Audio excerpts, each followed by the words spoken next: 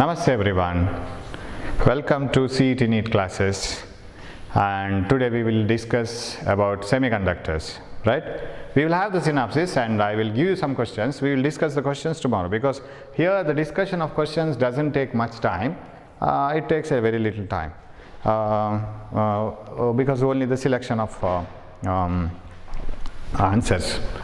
But you have a lot of things to study, right? Namaste. What are semiconductors? The materials which have conducting property between conductors and insulators. They are not very good conductors. At the same time, they are not very good insulators.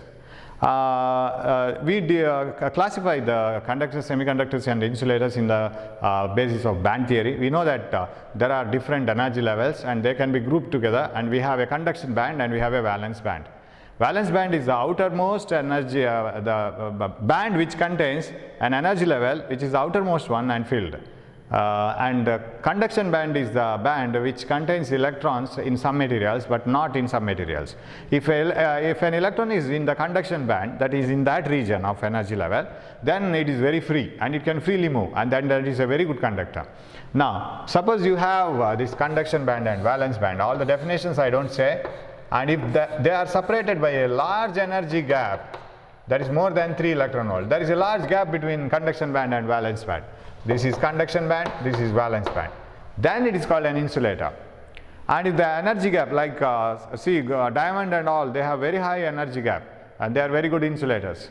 Whereas carbon and here, not carbon, diamond. And whereas in semiconductors like silicon and germanium, the gap is very small. It is less than 3 electron volt, like 0.7 electron volt, 1.1 electron volt. So if the energy gap is less than 3 electron volt, then it is called semiconductor.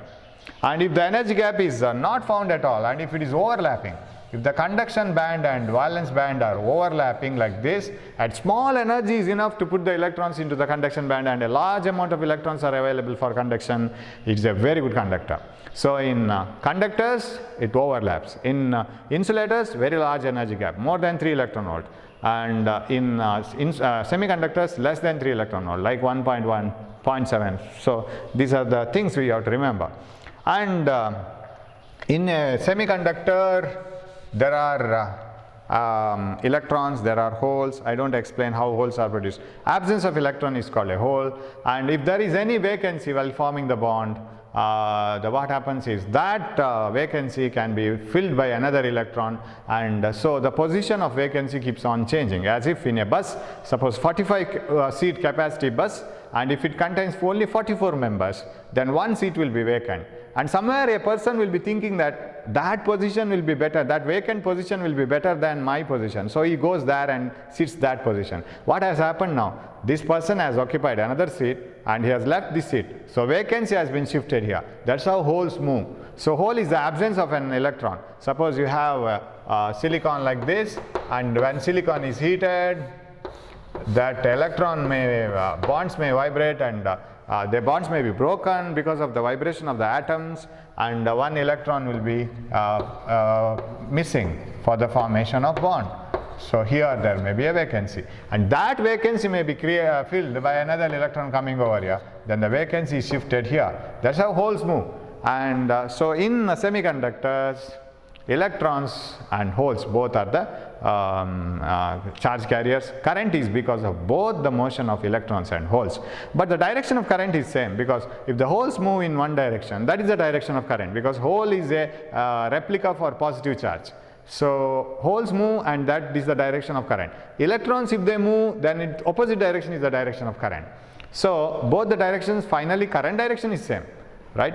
So in a semiconductor, current is mainly due to holes and current due to electrons. Okay, and you know what are semiconductors? Intrinsic semiconductors. Intrinsic semiconductors are those where no impurities added, and intrinsic semiconductors have equal number of electrons and holes, and they are produced by the thermal excitation. Only at room temperature a semiconductor is a semiconductor. Remember, at 0 Kelvin, semiconductor is a best insulator. That you have to remember always. At 0 Kelvin, even semiconductor is an insulator. Why? In a semiconductor, all the electrons are found in the valence band, not in the conduction band. Even though the energy gap is less than 3 electron volt, no heat energy is available to go to the conduction band. So at 0 Kelvin, all the electrons in the semiconductor are in the valence band. So it's a perfect insulator. But at room temperature, some heat energy is available. So electrons may absorb the energy and they may go to the conduction band. And when they go to the conduction band, conduction starts. Now it's a partial conductor, what is called semiconductor. And that is possible because the energy gap is very less. You can't expect this to happen in insulators because energy gap is very large. Heat energy is not enough to lift them, and it's not possible to lift the electrons to conduction band. Okay, so in an intrinsic semiconductor, the number of electrons and holes are equal. But when you add impurities, you know how to add impurities. One silicon atom is replaced by boron or aluminum or gallium or indium or phosphorus, whatever it is. And it may create its electron may be more to form a bond. For example, when you add phosphorus, phosphorus has 5 valence electrons. Phosphorus is having 5 workers. And 5 electrons are like soldiers. They are ready to form bond with 5 neighboring atoms. But when phosphorus comes to silicon valley and all the atoms are silicon, and silicons need only 4 valence electrons. So what aluminum will do, phosphorus will do, it will send 4 electrons for the formation of bond. 1 electron is left vacant. Remember, that is not an excess electron. For aluminum, that electron is needed because for that aluminum atom, those 5 valence, phosphorus I have to talk about, pentavalent. For that phosphorus, those 5 valence electrons, right? So this is silicon atom. So here is silicon. It needs 4 valence electrons. But when it is replaced by phosphorus, I want to say one important thing here. When I replace it by phosphorus, what happens is phosphorus sends 4 electrons to form 4 bond, but 1 electron is left without any bond. That means without any work. There are bonds have been finished. Now this 5th electron, these 4 electrons, there are some other electrons revolving around the nucleus, bound electrons, all together make a negative charge, isn't it? For phosphorus, there are 5 electrons in the valence band. Innermost electrons are also found.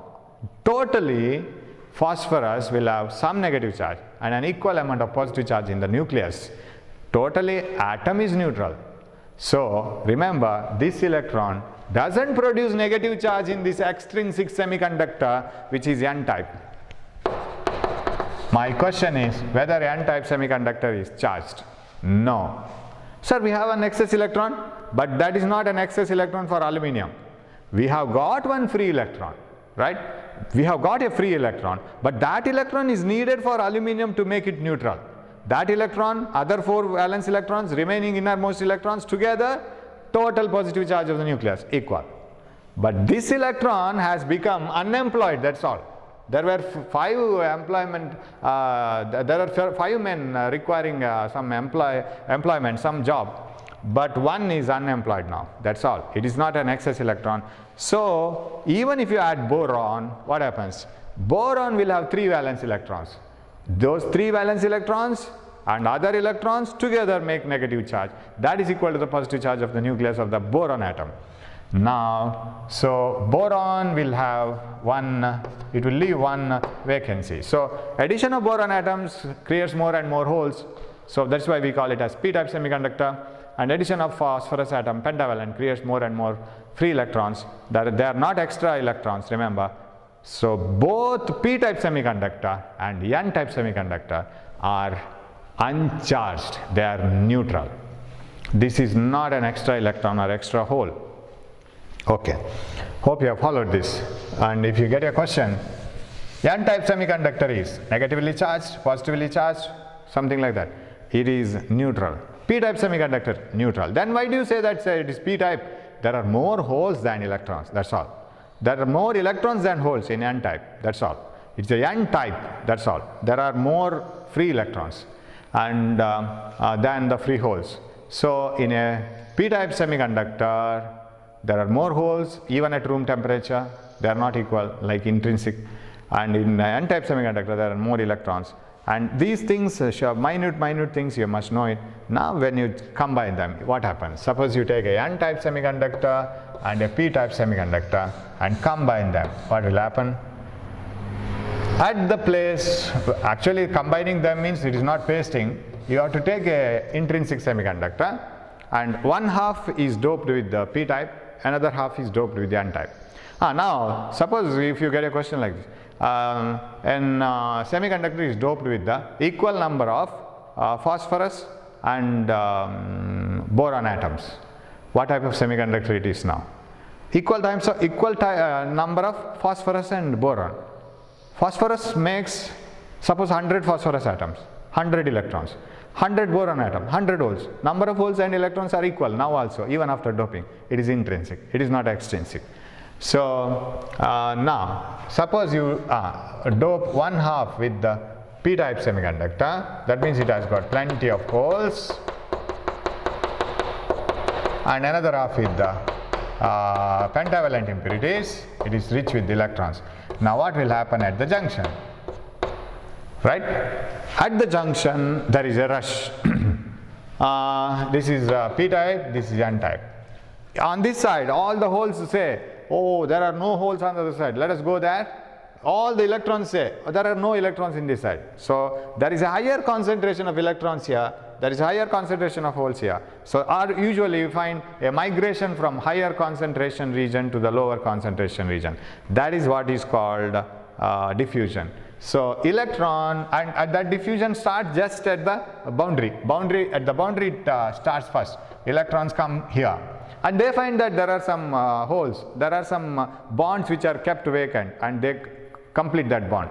When the electron from n region comes here and completes the bond, now it is not free electron, right? It is a bound electron. And so at the junction we show some migration, and these electrons and holes will recombine and they migrate across the junction. This electron comes here and becomes immobile, and these electrons can never, and since this electron has come out here, this side gets positively charged, right? So there is a vacancy here like this. So at the junction, across the junction, there is a region where it is depleted off from majority carriers. The majority carriers from here will come here and they will recombine with the holes, and there is these holes will move to this side. Now they cannot move. This region is called depletion region. Depletion means which is depleted off from majority carriers. So it is now free from all the majority carriers, and this depletion region contains immobile charge carriers. They are charge carriers, but they are now immobile. They can't move because they have been recombined. They are bound now. Now this produces a current when the electrons from the n region, higher concentration, move to the p region, lower concentration. Similarly, holes from the p region, higher concentration, move to the n region, lower concentration. There is a current that is called diffusion current because it is motion from higher to lower concentration. Now what has happened to this now? You know that n-type semiconductor is neutral, p-type semiconductor is neutral. When you form in the single semiconductor, when you form one half with the pentavalent impurity, doped with pentavalent impurity, it becomes n-type. Another half doped with the trivalent impurity, it becomes p-type. Still it is neutral. But now if you compare after migration, that is diffusion, if you compare the p side and n side, this has lost some electrons and they have migrated here. This is positively charged, correct? And this has lost some holes which have migrated here. Or I can say this has received some electrons and now this is negatively charged. But again, as a whole it is neutral. As a whole the p-n junction is neutral. This is called p-n junction, right? Now a diode is ready now actually. Of course a small process is left behind. Now the left side, that is p side, gets negatively charged because it has received electrons from the n-type semiconductor. And n-type semiconductor has lost some electrons, so it gets positively charged. So there is a potential difference developed across the junction. That is called barrier potential.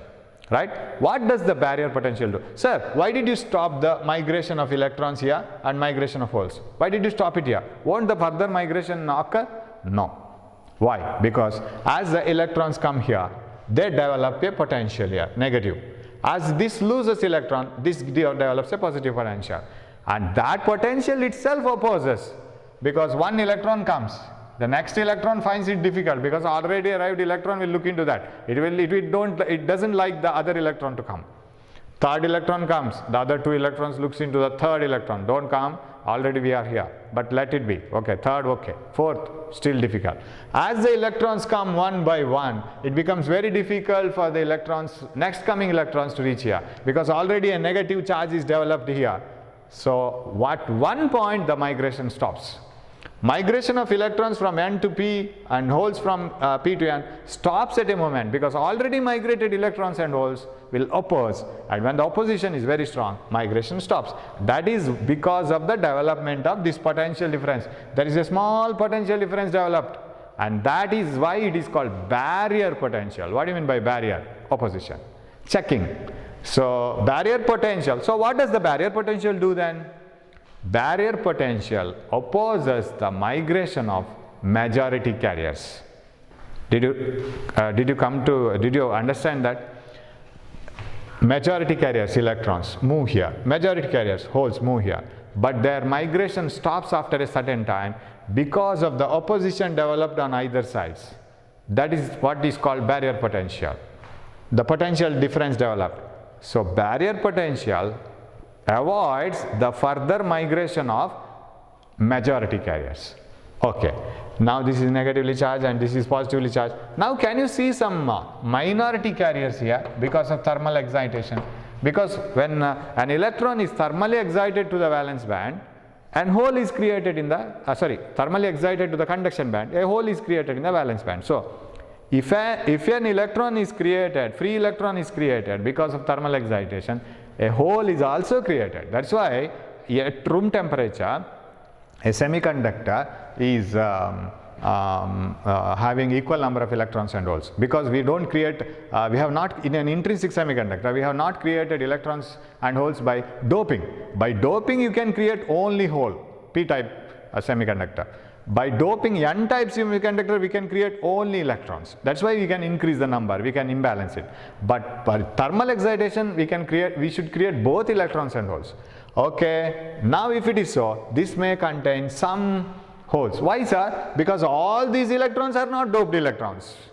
Among these, there may be some thermally excited electrons, and those thermally excited electrons must have left a place there, bond there. That means there should be some hole here. Suppose this contains 1000 electrons. Out of 1000, 950 may be by doping. What about 50? Thermal excitation. That means there should be 50 holes, and they are called minority carriers. Similarly here, there may be minority electrons. Now you see, this is negatively charged, this is positively charged. What it will do? It will push these holes towards here, and this will push these minority carriers here. And that current comes into existence now. Initially, because of the higher concentration of majority carriers here and here, there is a migration, diffusion, higher to lower concentration.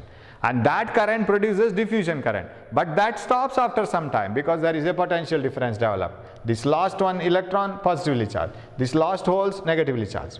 Our electrons have come here negatively charged. So that stops the further migration of majority carriers. But once this gets positively charged and negatively charged, these holes are not comfortable here. These electrons are not comfortable, minority carriers. They are pushed away through the junction, and that produces another current that is called drift current. You see, when you apply a potential difference and if you get a current, that is called drift current. And if there is a current because of the natural movement of charges and electrons and holes from a higher concentration to lower concentration region, that is called diffusion current. Drift is always because of pushing, right? You have been drifted towards some corner of the college, means somebody must have come and you are running. Somehow you are running, even with difficulty. So these electrons and minority carriers are pushed away from the junction. That is because of the drift current. So when drift current and diffusion currents are equal, the flow stops.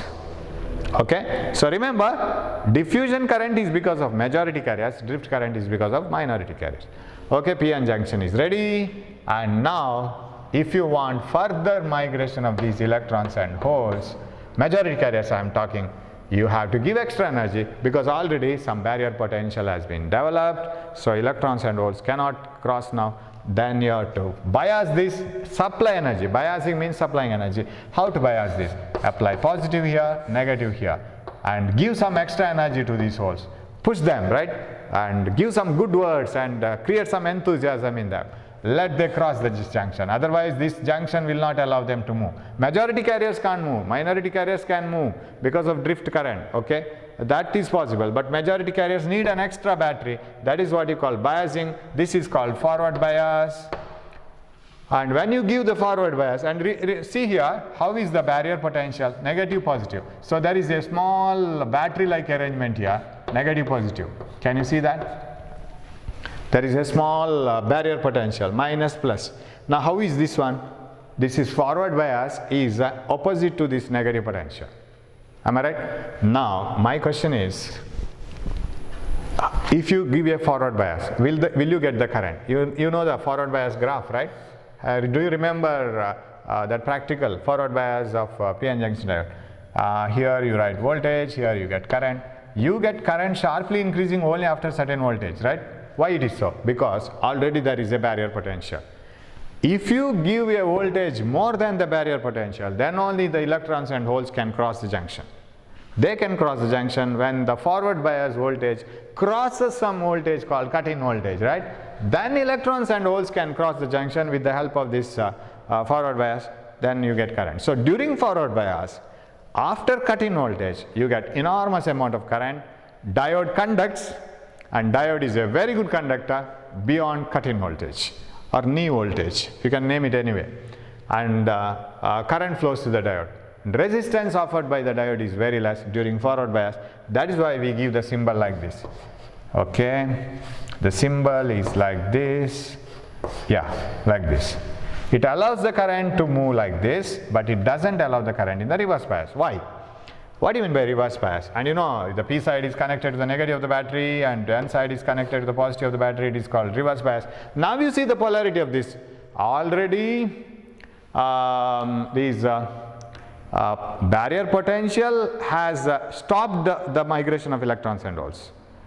You are giving a energy in the same way, right? That means you are giving a reverse energy. You are not supporting the holes and electrons to move. You are just checking them. What happens then? So during the reverse bias, electrons and holes can never cross the junction. Majority I am talking about. What about minority? See, for minority carriers, right, this is forward bias. You see, minus, minus, plus, plus. Minority carriers can cross the junction, not the majority carriers. Majority carriers already have been checked by the barrier potential. You are giving a similar type of potential difference. You are not allowing the majority carriers to flow through the junction. You are allowing only minority carriers. So minority carriers can cross the junction, but how much current they will produce? Very, very weak amount of current they can produce. And that's why during reverse bias, we say that diode does not conduct, and even if it conducts, a very small current in the order of nanoamperes or microamperes will flow. That is because of minority carriers. So remember, forward current is because of majority carriers, and reverse current, very small, high resistance, and the small current is because of minority carriers. So in the reverse bias, you get a current very small, like this one. But if the potential difference applied is too large, so keep on increasing this one, then what happens is there is a pressure on this junction and the junction breaks. Remember, during forward bias, width of the depletion region decreases and the potential barrier decreases. During reverse bias, you are giving a potential barrier itself, right? Width of the depletion region increases, potential barrier increases, but if it is too much, junction breaks. It is like what you call dielectric strength, what you call in dielectrics, right? If the applied potential difference is too large on a dielectric material, all the dipoles break. In the same way, here, if the applied reverse bias potential is very large, then the junction will break, width of the depletion region will increase, and at one stage it will break. You will get a very high current, but remember that this is not a good current, because it is because of the breakage of the bonds you get the current. It is not repairable, it is not a reversible process. You have lost it. The diode is lost. So you shouldn't go beyond breakdown voltage. The breakdown voltage is the reverse bias voltage at which current increases very sharply and a large amount of current flows by breaking of that junction. But there are some diodes, of course, they are specially prepared diodes, Zener diode. It doesn't go to the breakdown, and it goes to the Zener breakdown, another type of breakdown that we will see later, and is especially prepared to work under reverse bias. That's a different one. But ordinary diodes, PN junction diodes, should not be worked at breakdown. So a diode conducts during forward bias and does not conduct during reverse bias, right? Its resistance during reverse bias is very high, and in forward bias it is very low, and it conducts very well. Current is because of majority carriers, and reverse bias current is because of minority carriers. Minority carriers means both electrons and holes, right? In N type, minority is holes. In P type, minority is electrons. So because of them we get current. Okay. That is one thing, right? Then that is why since a diode can conduct during forward bias, not during reverse bias, it is a special property, isn't it? Take a wire, connect it to a battery, reverse the wire, do you get current? Yes. Wire has no such things like whether the current flow is flowing like this or like this.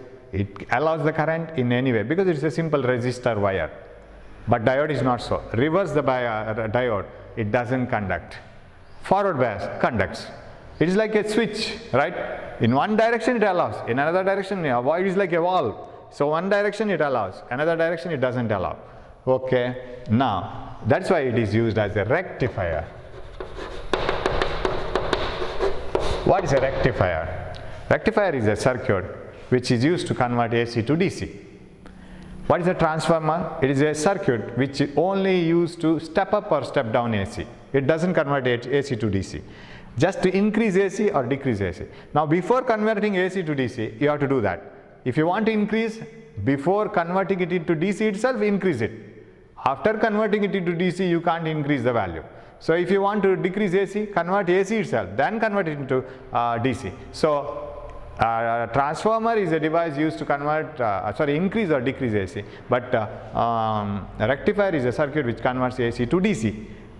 You have studied two types of rectifiers, half wave and full wave. Half wave contains one diode, full wave two diodes. There is one more rectifier called bridge rectifier, 4 diodes, as if you have Wheatstone's bridge.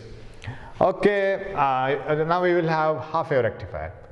So here is a coil of a transformer, this is secondary, this is only converting stepping up or stepping down AC, and connect a diode here and connect a resistor here. You know that this diode conducts during forward bias, does not conduct during reverse bias. Again conducts during forward, does not.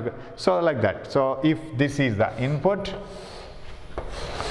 AC, how is the output? So this is the input. And you might have studied this, your teacher might have taught this very well, because this is a very important question for the examination. So like this, like this, like this. R resistor, load resistor I call. What is the voltage across the load? During forward bias, when the current is increasing and decreasing, same current is allowed by the, it's like a pipe. If water is flowing through the pipe, then water flows. Pipe allows the water to flow. And if the amount of water decreases, same amount of water is given by the pipe. As if water comes, pipe allows it. Okay, you will get the positive. And during the negative cycle, this becomes minus, this becomes plus. Diode is reverse bias because P side is given minus, N side plus. So it doesn't conduct. Very poor device it is, because 50% of the time it is locked down and 50% of the time it is working.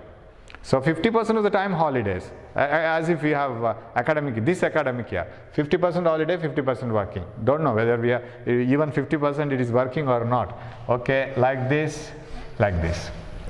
Okay, this is what we have studied. Sir, suppose if we have a diagram where diode is reversed, like this, is it a half wave rectifier?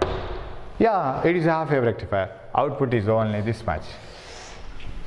during positive cycle, suppose this is plus, this is minus, reverse bias, no output.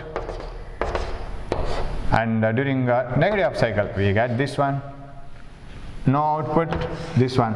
Now is it a DC? Yes, this is a DC, this is a DC. Why? Because what is direct current? A current which flows in one direction, whether it is positive or negative. Sir, it is varying. Okay, let it be. Does it change the direction? No. Direction is in one direction, it is increasing and decreasing, that's all. It is not changing the direction. Here it is increasing, decreasing, changing the direction. So once the current is increasing like this, becoming maximum and decreasing, and then changing the direction. AC changes the direction, but DC doesn't change the direction. Maybe variable, but it is not changing the direction. So for this type of diode connection, it is ulta. That's all. And remember, efficiency of this rectifier is only 40.6%. Very, very less than 50%. I think it is 40.6. Yes, I will check it, right? 40.6%. Less than 50%. Why? Because 50% of the energy is wasted in the form of heat. It is lost in the form of heat. So whatever it is, it gives a DC. Now suppose, sir, if the input is like this, is this an AC? Yes, because increase may not be along like sine curve or cos curve. It is triangular wave, increasing uniformly, decreasing uniformly, becoming negative, positive. So this is an AC. What is the output, sir? If the diode is in the proper way, if the diode is like this, then the output is like this. Like this, we get no output. Output, no output. That's all. So output is observed only for one half of the input cycle. That's why this is called half wave rectifier. Okay, we will move on to the full wave rectifier. What you should do, only this much change you have to go for. It is like this. We should have two diodes. So what we are doing here is 50% of the time we are giving the job to one diode. Remaining 50% of the time you have to give the job for another diode. So it's like a shift method. During daytime you work, and during night time I will work. That's what. So you should have two diodes like this. One diode here, and connected like this. And here is the center tap, okay, and connected like this. And here is the resistor. Okay, this is grounded, and this is output V0. And you know that during positive cycle, this is 0 at 0 potential, and this is plus and this is minus. If this is plus, this diode D1 is forward bias, D2 is reverse bias. I don't explain it completely because you know this, you are very good expert in this. Diode D1 is forward biased, so this conducts. So how does the current move? Current moves like this, it doesn't come here, reverse bias, this diode doesn't allow. So like this, like this, like this, from here it flows. The loop is completed. So you get a current like this, you get the output like this. What about during negative of cycle? This becomes negative, this becomes positive. Reverse bias doesn't allow the current. Forward bias, this allows the current. So how does the current flow? Current flows from here like this, like this, like this, like this, like this. Right? The loop is completed. Can you see that? So like this. But current in the resistor is in the same direction. It has not been changed. So you don't get this curve, you get this curve. It goes to the positive cycle only, right? So whether the current is flowing through this diode like this and coming like this path. So I will use this chalk. Okay, like this, like this, like this, here, like this. Or whether it is coming from the lower one during another half cycle. How? Like this, here, here, here, here, and it cannot go up, it should come down. Again here, like this. Current through the resistor is same. So like this we get. That is, so at least we were able to get 50% of the time it is working, remaining 50%. It is not off because another diode takes the responsibility. So full wave rectifier gives the output for both the half cycles of input. So it is it is having 81.2% efficiency. Its efficiency is 81.2%. And there is one more factor called ripple factor, the output AC to DC. Whatever the output you get, out of that, how much is the AC component, how much is the DC component. Remember, rectifier is a circuit used to convert AC to DC, right? And its ripple factor should be as less as possible. The ripple factor of full wave rectifier is very less, and half wave rectifier is more, because it is not a good rectifier. Its ripple factor is more because it will have some it will have some AC components at the output itself. Okay, we will that is not a very important one, but still remember that ripple factor is the ratio of AC to DC. Ripple factor is less for half wave rectifier, more for half wave rectifier, and less for full wave rectifier, because you should have full DC, no AC at all. If it is a best rectifier, ripple factor should be 0.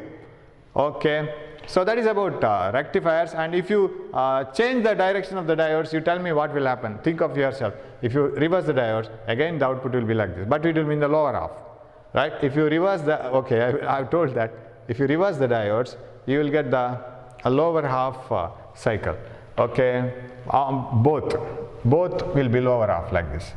Right. Now,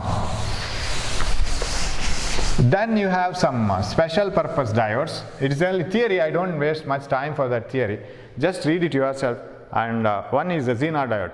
Zener diode is a special type of diode. It is a heavily doped PN junction diode, so that in the reverse bias, because of the electric field across the junction, more electrons and holes are produced, and that produces current in the reverse bias.